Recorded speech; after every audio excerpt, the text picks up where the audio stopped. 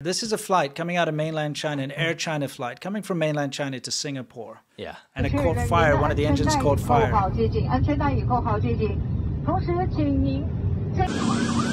One thing I don't understand is, okay, I think 8 people were fairly badly injured from smoke inhalation. You can see above that the engine there is actually on fire. You can see there's fire there. Yeah. One thing I don't understand, though, is, you know, when they had smoke in the cabin like that, okay, why did they not drop the oxygen masks? Yeah. They didn't drop the oxygen masks. Because, you know, you always see that, like, make sure you know. Yeah, because the people, like you said, they were hurt by smoke. Yeah, smoke inhalation is what actually caused injuries. It can kill you.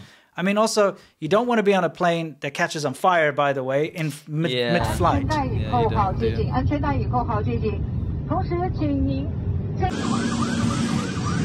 They got to use the slides. I've always wanted to do that.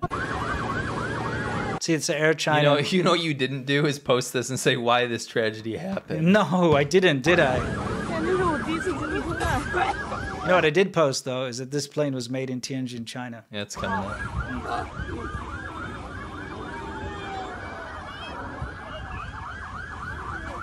Yeah, they don't want anyone to know that, by the way. Yeah. Why do they always got to add music? Careful of Michael Bay music. Yeah, they always got to add music. Stop. I'm going to count 1, 2, 3. Hey, stop with your music. I'm just going to mute this. Give me a second. Otherwise, we'll get a copyright strike. It's not an action movie, guys. Anyway, as you can see, this Air China Airbus, the engine caught fire, which is really not something you want to happen.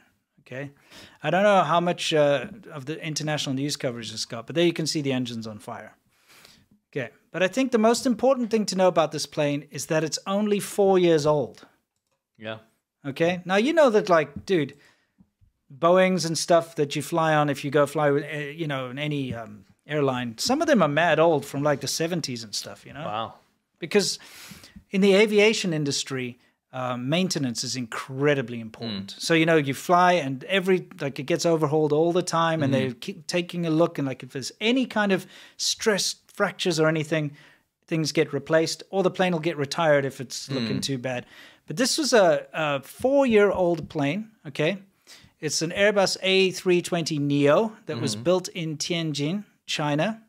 And currently, of course, it's parked, and that is because it was, let's see, 18th of December is when it was delivered, so basically the end of 2018. And the incident on the 10th of September 2023, the engine caught fire on landing. So there we go. This is not a good sign, and it really does boil down to the maintenance, I'd say. I'd say it's less about the thing being built in China and more about the poor maintenance of Chinese airlines. Hey, they bribe people to say the elevators are safe, so yeah, why not planes? Yeah, so anyway, go ahead, take Air China if you want. Enjoy. I won't. No. Yeah. I certainly won't. No, and that is autonomous. And that is autonomous. Anyway, let's move on. What is happening next? Next up, we have a bit of a purge. Oh, a purge, yes. You guys remember Zhao Lijian? Yeah, we actually have this. Yeah, he was a famous wolf warrior, foreign ministry spokesman. Probably the first wolf warrior, like one of the first, or at least the most like vicious. Yes, one of the most famous. Yeah, foreign ministry spokesman. He was removed. He's removed out of nowhere. He's just put onto this crap low-level job. Well, it's more of a lateral position, but it's not famous anymore. Yeah, he like draws borders in the sea. Well, he like paints the the little border marker sign. He goes and like freshens up the paint on that in the South China Sea. Yeah. Anyway, he was removed, right? And people were like, "Holy crap, that's kind of a big." Just all of a sudden, and remember, just before he was removed, he had that whole thing where he froze and he was like didn't answer the questions or whatever. Yeah. Given the widespread display of anger and frustration at the zero COVID policy in recent days across China, is China thinking about ending it, and if so, when?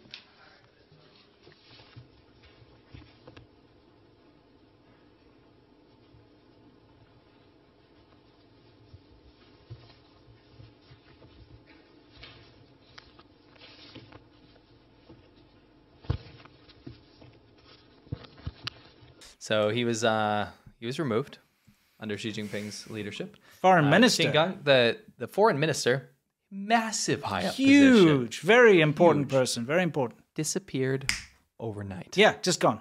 Gone. Yeah. Totally gone. Yeah. Next up, in very recent memory, we have Liu Chao, which is one of the top dudes that is in charge of the nuclear rocket program. Yeah. Gone. Just gone. Next up. And like, there's no word from these people. There's no like, oh, this is what happened to him, or you see pictures of him. No, they're just gone. Nope. Next up, we have Xu Zhongbo, also in the rocket program. Mm-hmm. He's gone. Just Top completely position. gone. Yeah. And just the other day, we have a big one, a giant one, actually. Yeah. Li Shangfu, which is the China's defense minister, Yeah. Just has been ousted. Yeah.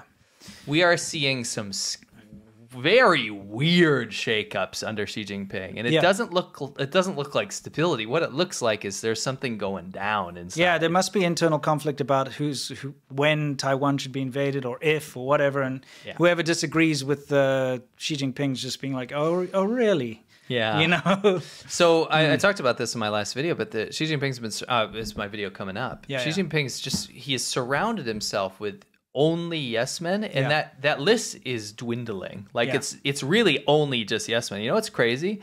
Qin Gang, the foreign minister, he was one of those yes men. He was elevated by Xi. He was put into that position. Something must have happened. Yep. People are dropping like flies. We don't necessarily think they're dead or anything, but they're being purged from power. Yeah, they're under house arrest or detained or being in a detention replaced, center. or just being replaced. Their position of power is being removed. And that's very weird in a very, very top-heavy dictatorship that always relies on stability first. Yeah. Stability first has been the CCP's apparatus, modus operandi. Operandi for how many years now? They've been doing that since Mao. The whole point was that since Mao was tumultuous. It was insane. It was uncertain time. Yeah. It was chaos, right? Yeah. So every subsequent leadership after Mao was supposed to be stable. Yeah, you mean this guy? Yes, that guy. Everyone has been stable since then. Xi Jinping's bringing back a little bit of that chaos, a little bit of that insanity, purging people left and right. It's pretty insane. You see it. Remember when Hu Jintao was let out of the meeting? Yeah, they just picked him up and dragged him off. There's that famous Haven't clip. seen him since. No, that famous clip of all those top leaders in that CCP meeting that just got picked up by police officers, and it was released. The video was released to the public. We're looking at some weird stuff going down. It'd be interesting to see. Be interesting to see where this all leads to. But yeah, things are not all cozy and great and wonderful and peaches in the CCP land. I'm going to show you the funniest show and the craziest show you've ever seen. I did it, guys. You look ridiculous. You look ridiculous. What are you supposed to be, a bloody baker? yeah. And he's wearing this, like, condom. What is that?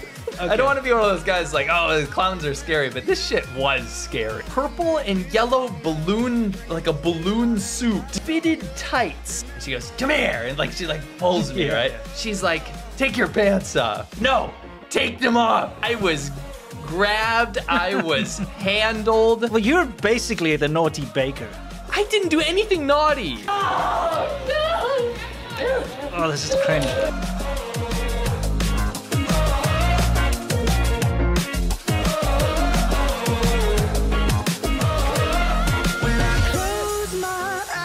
Can almost see it.